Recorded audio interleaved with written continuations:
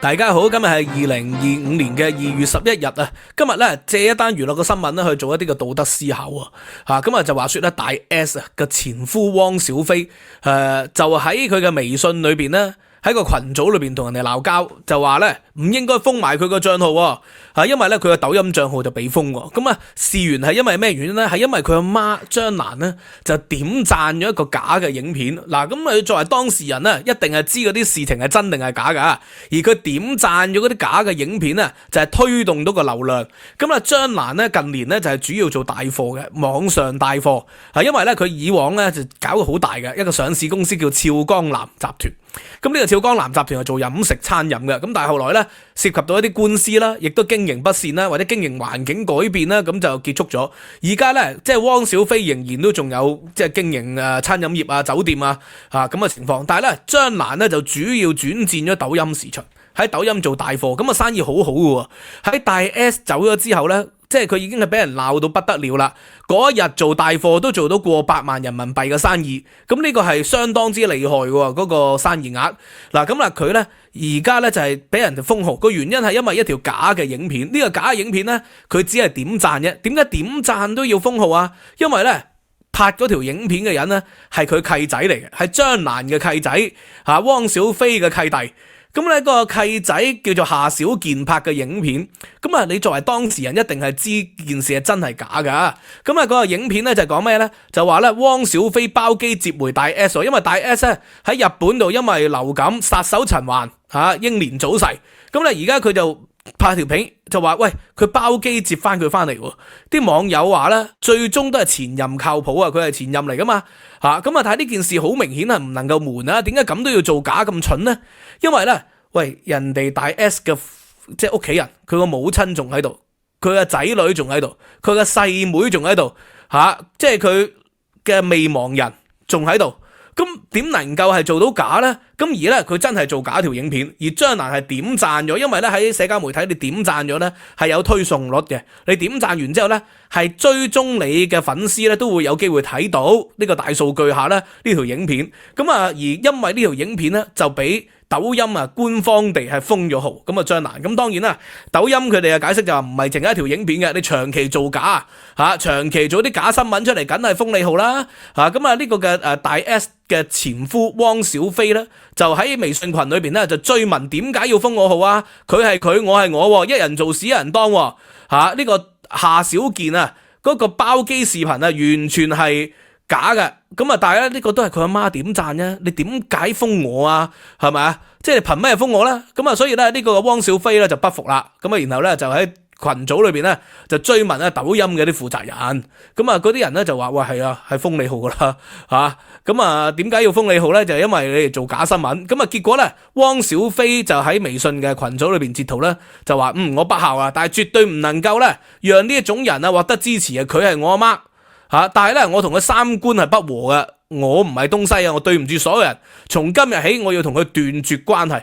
佢賺嘅錢咧，即係夠活幾輩子啦，不夠咧再嚟找我要命啦。話同佢阿媽斷絕關係，咁到底係咪事實咧？咁呢個定係策略咧？就我哋外人不得而知啦。但係啲網友即刻嘲諷佢啦，佢講咗幾百次同佢阿媽斷絕關係啦。呢個就係涉及到阿媽做錯嘢，係咪應該同阿媽斷絕關係？呢個係第一個思考。因為中國人傳統又講百行以孝為先。汪小菲以前接受訪問嘅時候人哋問佢老婆個小 S 問佢，其實小 S 咧就問佢喂，如果我姐同你阿媽一齊跌落海，你救邊個先啊？佢即係諗咗10秒之後話救佢阿媽。個原因咧就因為咧百行以孝為先呢個第二個問題一陣間轉頭處理。咁但係佢曾經都講過百行以孝為先，中國人咧就好喜歡講百行以孝為先，甚至乎講埋咧天下就無不是之父母，24孝嘅故事就係天下無不是之父母。個父親咧要殺個仔咧，個仔咧最多逃避嘅啫，就唔可以還擊嘅，亦都唔可以鬧個阿爸嘅。24孝嘅故事咧，裏邊有好多即係現代人睇咧就好荒謬嘅即係餓冰求鯉，瞓喺啲冰度整容啲冰，然後咧就揾條鯉魚出嚟俾阿爸食。喂，咁呢個真係完全冇常識嘅。餓冰求鯉，點解你唔攞嘢鑿爆嗰啲冰咧？要瞓溶啲冰咧？點解唔生火咧？你照計作啲兵啊去捉條鯉魚，肯定係有效率過自己奮勇啲兵啊。咁但係當然呢個唔係重點，重點亦都唔係話你除晒啲衫吸引啲蚊嚟咬你，等你父母可以瞓覺好嘅。點解你既然你起身啦，係咁俾蚊咬啦？俾蚊咬瞓唔到覺，點解唔起身打啲蚊咧？打得一隻得一隻咧，唔想殺生咁。第24孝嘅故事咧，即係現代人嘅角度咧，就視之為愚孝嘅。咁但係呢樣嘢咧，就喺中國文化裏邊咧，儒家文化籠罩咗中國人咧幾千年嘅歷史喎，2000幾年嘅歷史啦，至少係咁呢個2000幾年歷史其實背後想解釋乜嘢？天下無不是之父母，或者係百行以孝為先。其實就係咧，我以前講過好多次，叫做咧 who 作為本位，而唔係 what 同埋 why 作為本位。即係中國人咧就係用呢種思考方法做2000幾年，就係討論問題嘅時候就唔係講件事嘅是非，唔係 what， 唔係 how， 唔係 why， 而係 who 係邊個即係身份咧就決定咗是非。即係你而家咧喺網上同人辯論咧，一講到咩中國嘅不是啊，好多嘅陰暗面啊，揭露嗰啲醜聞啊，佢哋就問你是不是中國人？其實就係 who 本位。who 本位咧就係你係咪中國人啊？喂，既然係中國人就唔應該唱衰中國喎，咁你要講唱衰美國，唔好唱衰中國。就算中國仲有不是啊，你都家窮啊，不嫌冇貧啊，屋企窮你都唔好嫌阿媽，佢哋就用咗阿媽、祖國母親偉大嘅母親、兒子母親兒子生性病母倍感安慰，就用咗呢一種嘅講法。同台灣問題又係兩岸一家人嚟噶嘛，係咪？床頭打交就床尾和，或者回歸咧祖國母親嘅懷抱，就好中意咧就講 who 而唔係講 how、what、why， 就唔係是非本位唔係對錯本位，而係 who 是誰本位。呢個就係咧儒家文化咧好長時間嘅。咁所以如果孔子都講過啦，係咪啊？孔子一個人叫做聶公聶公咧就問孔子：吾黨有直公，其父洋洋，子以正之。喂，我鄉下有一個人咧，就老豆偷咗隻羊，個仔就督佢出嚟。呢個人係忠直啊。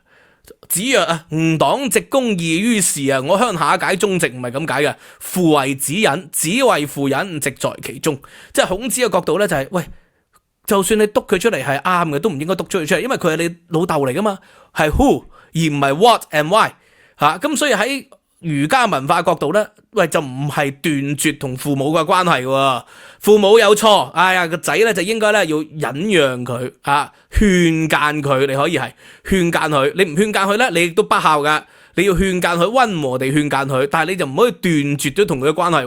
呢個就係幾千年嚟咧，儒家文化到今天仍然都有。西方咧都有一啲極端嘅民族主義者、極右嘅民粹主義者就話你係咪美國人啊？你係咪英國人都有，但係咧就喺社會上咧呢啲人咧就唔係佔多數嘅，佔多數咧就係喂，你喺英國你照鬧英國政府。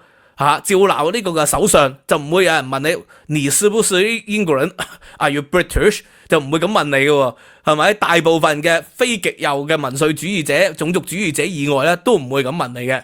咁因為咧，喂，你係英國人，你都可以抱怨英國政府、投訴英國政府、不滿英國政府，用選票否定佢嘅政府、推翻佢嘅政府啊嘛，係咪？甚至乎喺英國可以主張廢除帝制嘅。係冇問題嘅，你唔好用暴力嘅方法去爭取就得噶啦，你可以有言論自由去表達你嘅意見噶，係咪啊？咁咧就係呢個咧係其實係講 what 本位，係是非對錯本位。咁即係所謂普世價值咧，就係理性主義，理性主義為根底嘅，就係一種是非對錯為本位。中國咧就係冇經歷過啟蒙運動啦，冇經歷過呢個嘅文藝復興啊嘛，佢哋有經歷過五四運動，五四運動叫微型版嘅啟蒙運動啊，但係以救亡代替啟蒙嘅，有經歷過文化大革命，文化大革命就係好典型啊，你做得啱唔啱唔係你嘅問題，係 who， 你係咪黑五類嘅後代，你阿媽係漢奸。你阿爺係漢奸，你阿嫲係漢奸，你都係漢奸。你阿爺係地主，你阿爸係地主，你都係地主後代，要受到批鬥嘅。呢個就係典型咧，係以 who 去代替 what and why 嘅本位。咁所以汪小菲即係唔知係咪真係脫離關係，但係如果即係有個咁阿媽咧，同佢脫離關係咧，即係喺現代理性主義嘅角度嚟講咧，係合理嘅。咁冇天下無不是之父母嘅。但係喺傳統中國儒家文化講 who 本位咧，喂就唔可以嘅。所以咧有好多咧嗰啲電視電影我最近咧就喺大陸嘅陸劇裏邊睇一套咧《小巷人家》嘛，就好典型係講呢度係夫本位，個父母對自己唔好，所有責任俾晒個長子，但係好錫個細仔喎，拉仔拉心肝喎，係明明係對個長子屋企係唔公平嘅，但係個長子仍然無條件地咧係希望滿足個兩老。呢一種就係夫本位啦，就唔去據理力爭啦，係咪啊？唔去表達自己不滿，唔去反抗啦，咁所以咧呢個就係 who 同埋 what 本位嘅分別。不過咧話說回頭啊，講起呢個汪小菲同埋大 S 嘅戀情咧，即係當日咧佢哋只係見咗幾次咧就決定私定終身噶啦。咁啊汪小菲咧就係細過大 S 5年嘅，佢係81年出世嘅，即係81年出世，而呢個嘅大 S 咧係76年出世嘅，其實係姊弟戀。而呢個嘅汪小菲咧就係因為佢阿爸喺好細個嘅時候，喺佢好細個嘅時候89年即係大概呢個7、8歲嘅時候咧就離咗婚嘅，就拋棄咗佢哋，拋棄咗張蘭同拋棄咗汪小菲。所以咧呢一種人咧係特別會成為媽寶嘅，裙腳嘅，就因為佢父親拋棄咗佢啊嘛，佢自細就跟住阿媽，而且去咗外國因為咧佢阿媽咧就去加拿大做黑工，喺呢個餐館裏邊打工啊。咁所以咧佢係好細個咧就跟住咗汪小菲，就跟住咗張蘭去咗加拿大。即係你喺外地咧人浮於事，離鄉別井，你就特別咧個關係會密切嘅。呢一種媽寶咧，喂，你同呢種媽寶結婚咧，嗰種即係婚姻嘅幸福度一定係好低，因為佢任何情況底下咧，佢都會選擇阿媽，唔係選擇老婆啊嘛因為佢自己嘅訪問都講話，阿媽俾佢生命啊嘛，佢一定係將阿媽擺第一嘅。咁所以呢一種人咧，如果你選擇婚姻咧，就點解啲人話選擇婚姻一定係要考慮對方嘅原生家庭？呢一種原生家庭咧，佢會成為媽寶嘅機會率極大，而成為媽寶嘅人咧就冇咁即係傾向太太嘅。如果咧婆媳之間嘅關係有矛盾咧，就一定係傾向阿媽，唔係傾向老婆嘅。咁當然即係我自己覺得揀老公揀老婆對方係咪孝順都係重要嘅，因為咧愛咧可以係一時衝動嚟嘅，you jump 就 I jump，Rose and Jack 咧就係 you jump I jump， 但係一時衝動嚟嘅啫。如果諗多幾日咧，Rose 同 Jack 唔係識咗3日咧，就唔係 you jump I jump 啊，識咗3年咧就 OK you jump，OK you jump，就會係即係冇咗一時衝動咧就係咁嘅。咁但係孝道咧就係好處咧，就係佢可以長久地見證到一個人嘅品德。唔係一時衝動嚟嘅，佢對一個人好咧，係即係長久，因為孝道冇得一時衝動啊嘛，一孝養兒100歲，長憂99，一孝可能孝幾廿年嘅，咁所以呢個咧就係即係容易體現一個人嘅品德。不過咧極端嘅孝道或者極端嘅所謂媽寶咧，又會導致到即係個婚姻關係咧會出現咗呢個嘅不和嘅機會率咧，亦都係相對大。即係講翻頭先跌落水嗰個史詩式難題啦。呢個史詩式難題咧，話說咧幾年前就係當時佢哋仲係婚姻階段嘅時候咧，小 S 喺節目裏邊咧就問呢個你同我阿媽跌落河，你會救邊個？你阿媽同我姐跌落河，你會救邊個咧？咁咧佢諗咗10秒佢就話一定要揀噶啦，一定要揀嘅。咁男方就話我唔想答呢個問題，點解要答咧？但係一定要揀然後大 S 索性問啦，咁你同我同小菲跌落河，你救邊個？咁最後揀咯。大 S 就話我梗係揀佢終身伴侶啦，老以後都要做伴嘅。但係咧呢個嘅汪小菲咧就調翻轉，佢話佢會救佢阿媽。點解救佢阿媽咧？咁大家都好驚訝，點解係救佢阿媽咧？咁佢有個解釋嘅，佢就話咧以後兒子即係佢哋個仔佢哋個仔你有咩情況你都想佢救你啦。男人第一就係要孝順我將你個愛咧留喺心底，對嗎？人都不孝啦，仲活喺呢個世上有咩意思啊？小 S 追問佢，你已經孝順你阿媽咁多年啦，你唔係應該要更加愛我個仔咩？佢更堅定，佢話唔同，佢阿媽係俾我阿媽係俾生命我嘅人嚟嘅。大 S 即刻抗議，但係我係你終身伴侶以後咧拍談嗰啲都係大 S 去做嘅。汪小菲答啦，佢話咧嗰個如果我係要受苦係我嘅苦，我唔能夠讓我阿媽受呢啲苦即係佢講呢番說話好得體嘅，就係可能係策略性啦，定係真心我就唔知啦。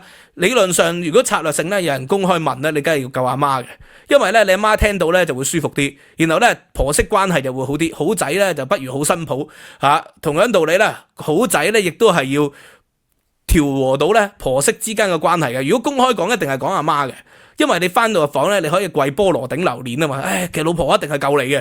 咁但係從道德倫理嘅角度咧，即係理論上母親同埋呢個嘅太太，當然個前提就要關係好嘅太太啦，愛嘅太太啦，只字不如咧，就應該係救太太先嘅。如果尤其是咧有仔女，因為汪小菲佢哋有仔女啦，係應該係救太太先嘅。點解咧？因為如果阿媽走咗，咁啊傷痛嘅，咁當然係阿爸啦，同埋即係個仔自己啦。咁但係如果太太走咗，傷痛嘅就係亦都係自己啦，同埋自己嘅仔女喎。咁所以咧，如果係要傷痛嘅，咁啊就冇理由讓下一代去承受，而自己去承受係更合理啊嘛。因為阿仔梗係最傷痛嘅，尤其是未成年嘅仔女係更加傷痛嘅。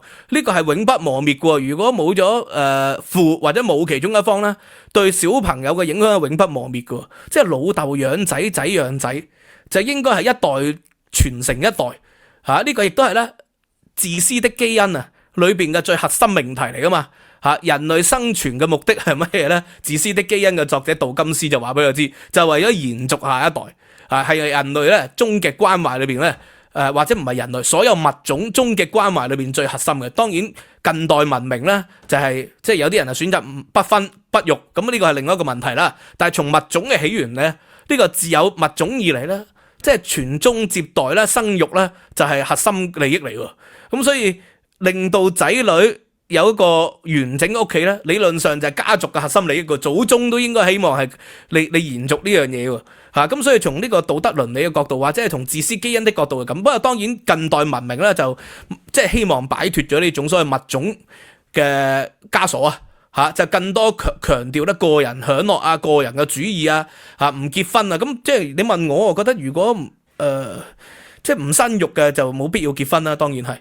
因為物種嗰個本能就係以生育為本啊嘛。如果唔生育嘅，就何必要結婚呢？係咪啊？咁你就不如拍拖同居即係換下畫，即使唔換畫嘅，同一個伴侶可以長相廝守嘅，亦都可以嘅。即係呢個係當然選擇啦。咁但係關鍵就係咧，翻去頭先嘅核心命題度，核心命題就係道德倫理。喺傳統儒家文化角度咧，就傳宗接代咧，其實就係儒家文化，所以不孝有三，無後為大係個核心嚟。而傳宗接代咧係純粹講呢個嘅血緣嘅延續喎，而忽略咗咧就係完整嘅屋企家庭嘅愛呢一點咧就應該要補足嘅。而一個完整嘅父母咧，對個家庭嘅愛咧係一個非常之重要。咁但係當然唔係必要嘅，唔係唯一嘅。如果父母關係不和，勉強喺埋一齊咧，對仔女傷害可能係更大，呢個亦都係此之為後話啦。咁所以借汪小菲呢個問題咧，我哋去思考到道金斯同埋儒家文化嗰個核心命題。咁希望大家即係有咩睇法嘅，你留言話俾我知好嘛？多謝大家，今日講到呢度啦。Patreon 咧有文字版，每一條影片咧都有文字版，有聲音檔。YouTube 咧就未上載咗聲音檔可以俾會員嘅，淨係得文字版。無論 YouTube 定係 Patreon 咧，今個星期嘅獨家課堂咧亦都上載咗啦，係講呢個嘅鄧小平復出4人幫倒台嘅一個事情發展嘅。咁再15蚊美元以上一個月嘅會員咧，用年費訂閱仲有 discount 就可以無限重溫呢啲獨家課堂嘅內容啦。希望大家可以支持知識有價，拜拜。